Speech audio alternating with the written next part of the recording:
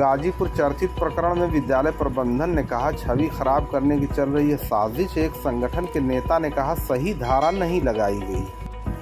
गाजीपुर में पहले विद्यालय प्रबंधक पर छेड़छाड़ का आरोप लगाया गया और फिर इलाकाई पुलिस पर लापरवाही का आरोप लगाने के बाद डीएम ऑफिस तक धरना देने वाली पीड़ित छात्रा और परिजनों को राजनीतिक साजिश का मोहरा बताकर प्रबंधक ने कहा कि विद्यालय के खिलाफ बदनाम करने की यह साजिश रची जा रही है जो कभी भी कामयाब नहीं होगी। उन्होंने कहा यहाँ पढ़ने वाले 1000 से ज़्यादा छात्र छात्राओं के भविष्य के साथ खिलवाड़ किए जाने का काम करने वाले आरोपियों को कानून सजा जरूर देगा। बताया जा रहा है कि विद्यालय की स्थापना जिले के ईमानदार भाजपा नेता और पूर्व सांसद मनोज सिन्हा ने कराई थी, जो मौजूदा समय में जम्मू के एलजी हैं।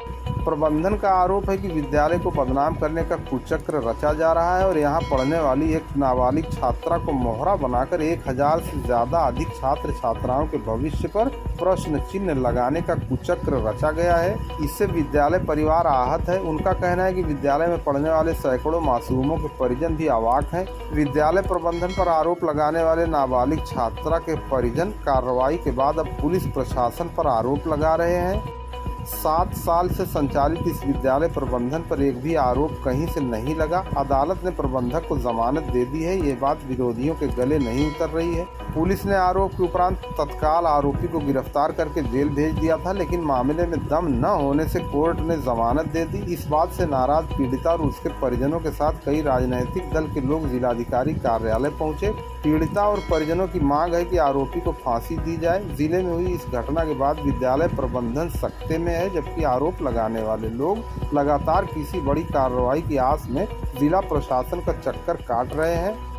पीड़िता की पढ़ाई बंद है और तमाम लोग तरह तरह की चर्चा कर रहे हैं। धरने में महत्वपूर्ण भूमिका निभाने वाले एक संगठन के अध्यक्ष ने कहा कि पॉक्सो एक्ट न लगाए जाने से जमानत मिल गई है। वो उचित कार्रवाई की प्रशासन और मुख्यमंत्री जी से मांग करते हैं।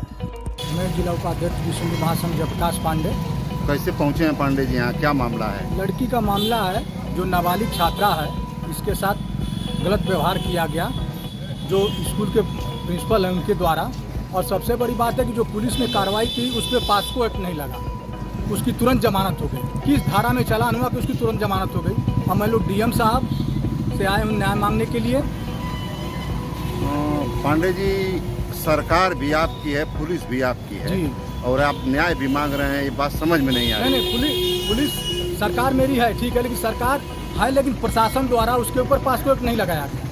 अगर पॉक्सो एक्ट लगाया गया था नाबालिग में तो उसकी जमानत नहीं होती। मतलब पुलिस भूमिका संदिग्ध है, पुलिस की भूमिका संदिग्ध है और उस पर जांच कराई जाए, उसके स्कूल पे भी जांच कराई जाए। जो उस स्कूल जमीन है वो गांव सभा की जमीन है, उस पर भी एक्शन लिया जाए। मेरी मांग जिलाधिकारी महोदय, उप जिलाधिकारी महोदय से है और मेरी मांग मुख्यमंत्री जी से भी यही है। जी, मेरा नाम आरिश शर्मा है और मैं प्रिंसिपल हूँ। अभी पिछले दिनों आपके स्कूल के प्रबंधक पर एक आरोप कक्षा 7 की छात्रा ने लगाया था छेड़खानी का आरोप। क्या है सर ये पूरा मामला? सर, जैसे कि मैंने अपने एक रिपोर्ट में कहा भी है कि सर ये पूरी तरह से अविश्वसनीय है। मैं पिछले बार भी कहा था, फिर मैं कहना चाहूँगी अविश्वसनीय, विश्वास ही नहीं किया जा सकता।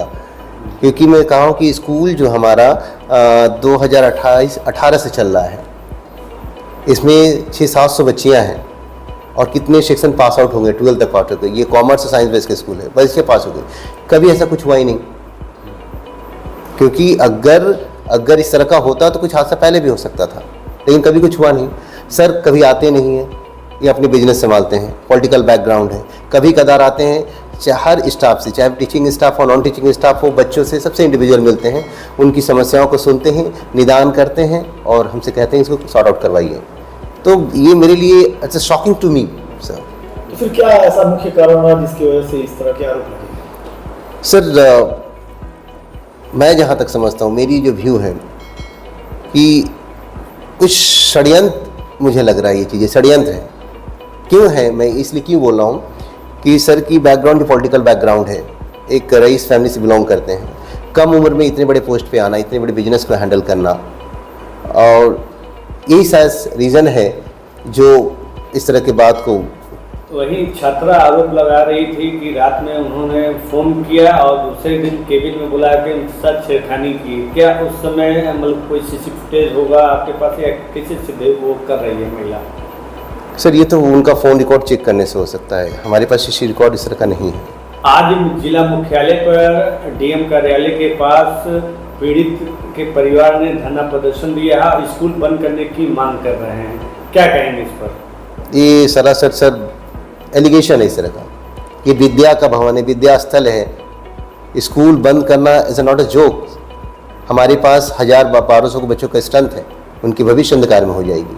इस तरह कुछ बातें नहीं, ये गलत चीज़ें सब की जा रही है, तिल का ताल बना दिया जा रहा है। और जहाँ तक मुझे ये लगता है कि कुछ ऐसे लोग भी इसमें शामिल हैं जो चाहते हैं कि स्कूल को कोलैप्स कर दिया जाए।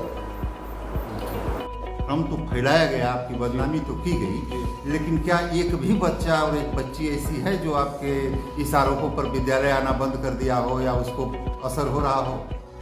आज तक अभी तक जैसे ये घटना 4-5 दिन पुरानी हो गई और इस घटना का न हमारे स्टाफ में, न ही बच्चों में, न कोई किसी भी तरीके का कोई प्रभाव नहीं है। और ये साबित करता है कि इस घटना में कोई सच्चाई नहीं है, बिल्कुल बेबुनियाद है और इसका कोई तथ्य से कोई लेना देना नहीं है। और कोई भी गार्जियन, किसी भी तरीके का अभिभावक का भी कोई कंप्लेन नहीं है। सब लोग इस चीज़ को जो है एक्सेप्ट कर रहे हैं कि नहीं, ये सब जो है साजिशन स्कूल को बदनाम करने के लिए प्रयास किया जा रहा है।